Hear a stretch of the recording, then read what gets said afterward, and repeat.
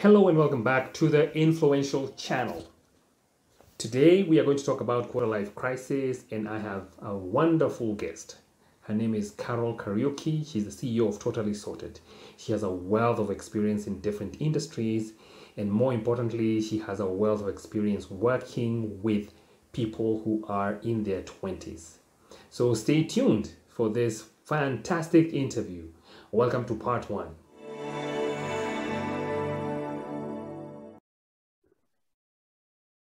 Hello, Carol, and thank you for joining us today on the subject of quarter-life crisis. And thank you so much. I am very pleased to have you discuss this with us because I know you and your vast experience.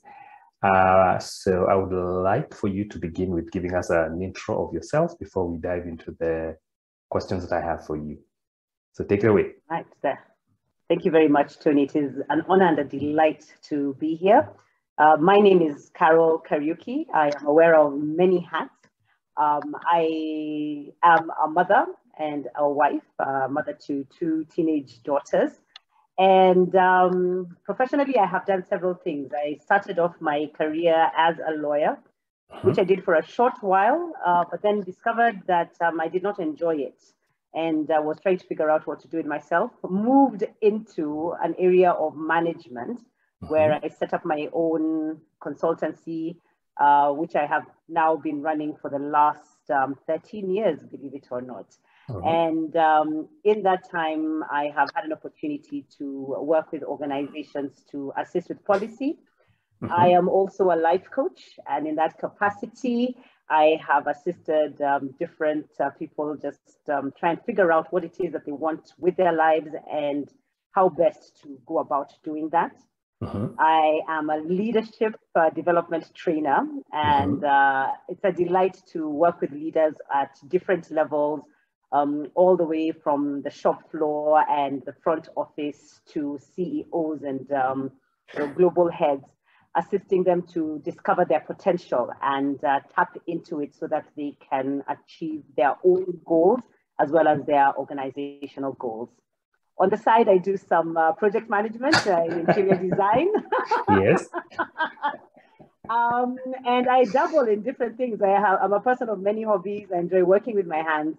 So I embroider, I knit, I do some woodwork, I do DIY projects. So yeah, wear of many hats. Wear of many hats indeed, Carol. Of course, I know that. And yeah, and you seem to have a knack. You do very well in all of those things, in my view, as a friend of yours. Cool stuff. Wow. So for purposes of today's discussion, we are dwelling on young people, and I know your passion about young people.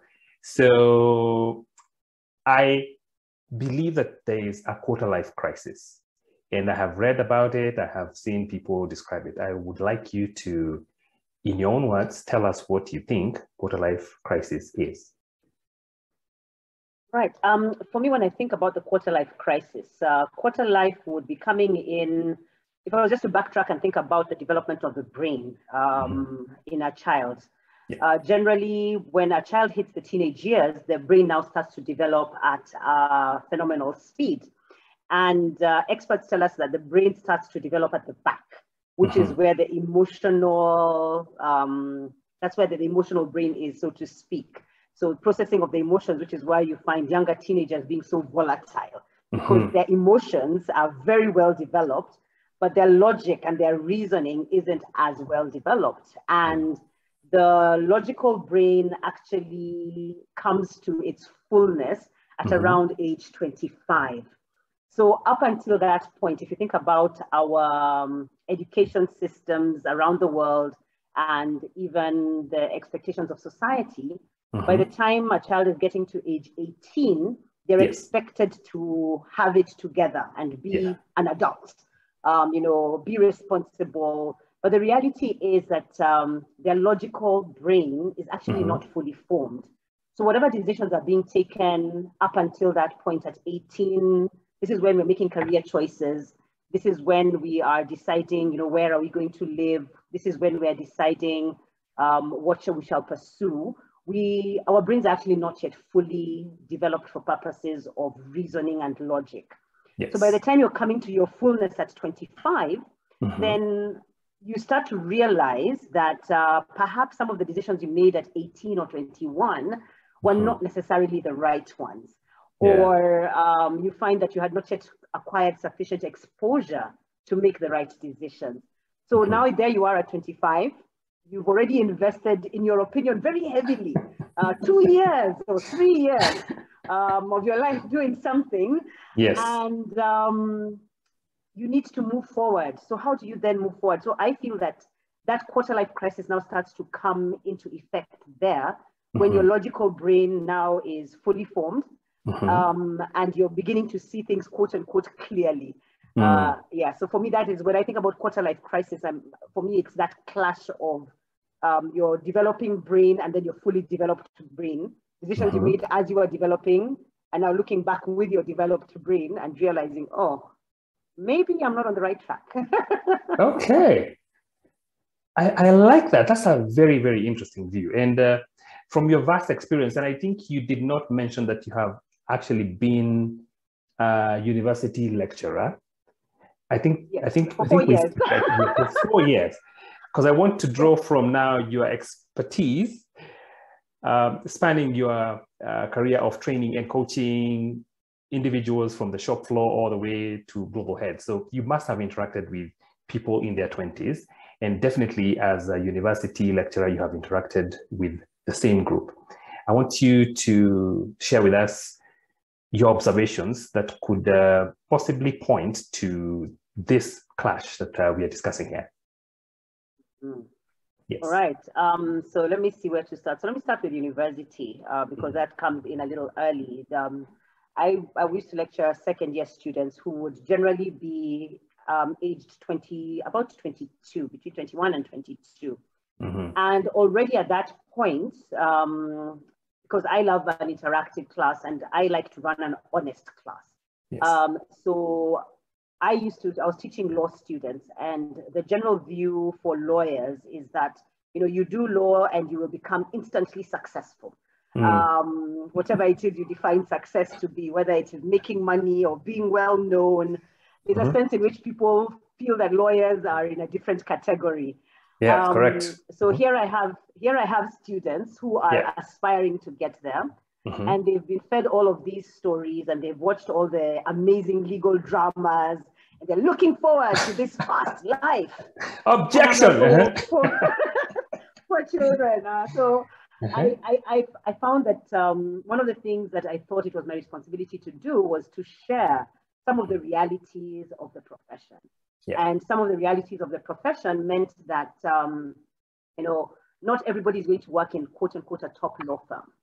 Not everybody is going to be the well-known, most sought after lawyer, for media, where you're always, your picture is in the papers. When there's news, your case is being highlighted. The reality is that there are not going to be many of those. So you need to be deriving satisfaction from your work because you might not be the one who gets to be on TV. So when I'd have discussions with my students, some of them would tell me, I want to be in this for, I figure I'm going to make a lot of money. And I tell them, you can make money doing anything. There are people who make toothpicks and are billionaires. There are people, who sell underwear and they're billionaires. There are people who sell soil and they are billionaires. So money isn't about where you're at, and that really shouldn't be the only thing that you are looking for. Of course, money is great. We love it. We love what it does for us. But we can't center our lives on it such that when we don't make it, then everything goes south. So then we'd have discussions about, so what? Now here they are in a law class. They are completing their second year. Do they then turn away, or do they decide to just complete it? And it was interesting at that point to just get to hear how people are planning to deal with that situation. So I did find that there was a lot of confusion, and also the element of pressure from their parents. Because remember, at the point of entering university, majority of people, by the time you're making a university choice in this country, you're probably 17 or 18. So for a lot of us at that point, we don't have the courage to stand up and tell our parents no. Mm. I know you want me to be a lawyer, but I want to be a Yes. DJ. I know you want me to be a lawyer, but I want to be an engineer, for Yes. example. I mean, whatever side it is you're taking. So Mm.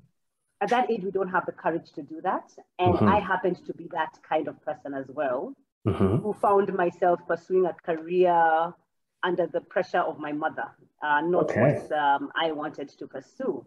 Mm. So I could identify with them. So I saw that at the university level. I don't know if you want me to go post that, or if you would want me to pause momentarily there.